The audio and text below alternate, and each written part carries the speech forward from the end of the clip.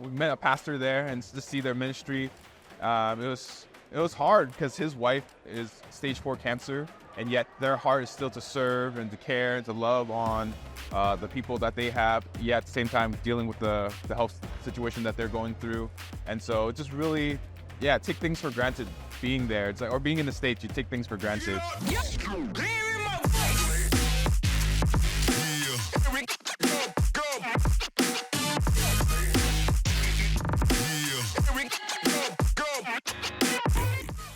All right, welcome back to Let's Talk Real with Mel.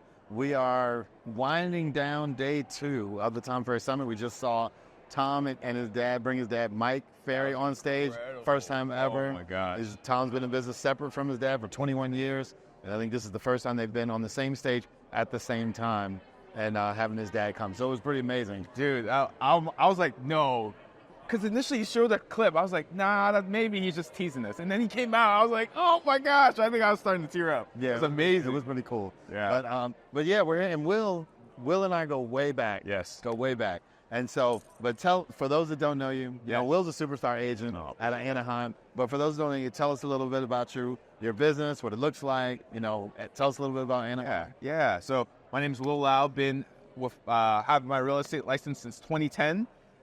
Started to do it full-time in 2016 and then building a team since 2019. I have to say Disneyland, California, because some people were like, where's Anaheim? Anaheim? Anacrime or something like that? No, but Disneyland, California, and been super thankful in just regards to the journey of real estate.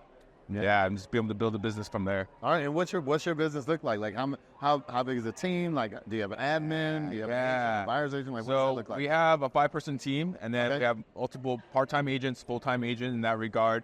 Team in regards to like transaction coordinators, a marketing coordinator, and an admin, inside sales as well. And so so you use somebody scheduling appointments. Yes. Okay. Yeah, calls, appointments, going through, just listed, soon to be expired, things like that. Okay. Yeah. And so what do you do? And so we all, we're here to real estate conferences, talking about real estate. That's all we talk about. Sometimes you find yourself talking about real estate all the time. Yeah. What do you like to do outside of real estate? I know you do a lot of missionary work. Yes, I do. You do a lot of that. Yeah. It was really cool. This year we were able to go to South Africa for the second time in March with the whole family.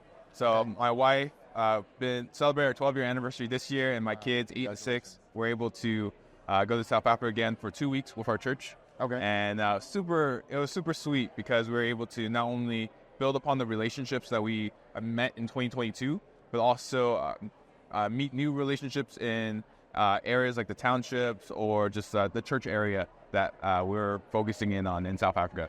Pretoria. Pretty cool. And so, what did you do when you were there? I mean, last time was more. I was almost say it's like community service projects to some degree.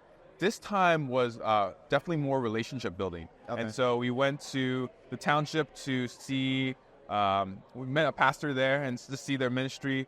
It was hard because his wife is stage 4 cancer, and yet their heart is still to serve and to care and to love on the people that they have, yet at the same time dealing with the health situation that they're going through. And so it just really, take things for granted being there. It's like, or being in the States, you take things for granted. Some of the hard things that people are experiencing in South Africa, but at the same time, great joy, great hope. A lot of things in regards to that. Yeah, and I know when I first met you, that was one of the first things I learned about you, is that you love to travel and do the Lord's work. Yeah. In all over the world. What are some of the other places you've been to? South Africa twice. I've been to Ukraine, been to Czech Republic, been to Beijing, China. And those are the main areas as of right now that you go and serve. Yeah. And so how do you, we see a lot of times with real estate, or, whenever there's a lot of revenue being generated in one area, oftentimes those folks are also the biggest givers, have the biggest hearts. And so how has real estate helped you? I mean, a lot of people may not be able to take 2 weeks off work, pay for the trip, miss 2 weeks, all of that. How has real estate helped you do your mission work? I think it was really helpful. A book, it was titled Profit First, and in the sense of being able to bucket the different the funds that are coming in from the business, being able to know how to bucket that accordingly. Because if not, it's easy to spend it on marketing, spend it on yourself, or spending on the business. But being able to know that I'm reserving this fund for this specific category or this specific event on an annual or every check or every commission check that comes through. And so that way we'll be able to fulfill our goal of going on a mission trip this year or multiple mission trips in a year or something along those lines. And so being able to be disciplined to be able to provide those funds in an orderly manner so that I don't need to be thinking about, oh, do I have the resources, the time, the opportunity to be able to do that? It's like, oh, it's there. So, yeah, we can be able to act upon it from there. And you set it to the side. Yeah. So you're not trying to, we'll plan the trip and then figure out how to pay for it. You're finding the money first. Right. And so, yeah, using private. I've done that before. And it's harder. It's much harder. And I like to do business without the sales breath. Right. I don't want the pressure of pressuring my clients like, hey, I need to close because I need to make this type of payment or go on this event. It's like it's already taken care of. And so that way I can focus and prioritize on my clients instead of about me and the things I need to get done in that regard. What do you think is your superpower?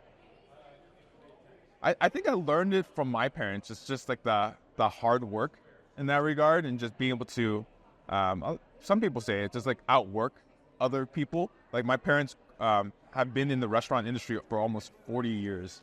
And just seeing them build it up from day one to where they're at now, it's just like, oh, wow, it's okay that we're working 80-hour weeks for a small period of time, hopefully, because we know the end goal is to be able to serve more people or be able to have a lifestyle for my family or for myself in a way that we didn't ever dream of before. So, like one of our mutual mentors says, the more money you make, the more people you can help. Absolutely. Right. Absolutely. I really believe that. In the words of Mike Crow. Yes. Yes, exactly. Exactly.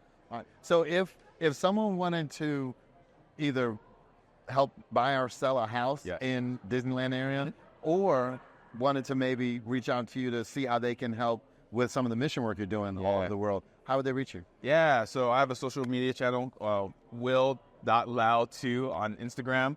You can find me there. How do you spell it? WILL.LAU. Okay. And then the number 2. And then the number 2, right? Yep. We got to be clear. That's true. We got to be specific. Right? That's true. Yeah. They could put TWO. Yeah. No, that's a good point. That's a good point. Okay. So that's the best. That's the best way to. Or you can find me at Will and Way Homes, where there's a will, there's a way to meet your home needs. Okay. So, I like it. Yeah. I like it. All right. Well, thanks for checking. Thanks, Melvin. Appreciate it. All right. Appreciate that. No problem. All right. Yeah.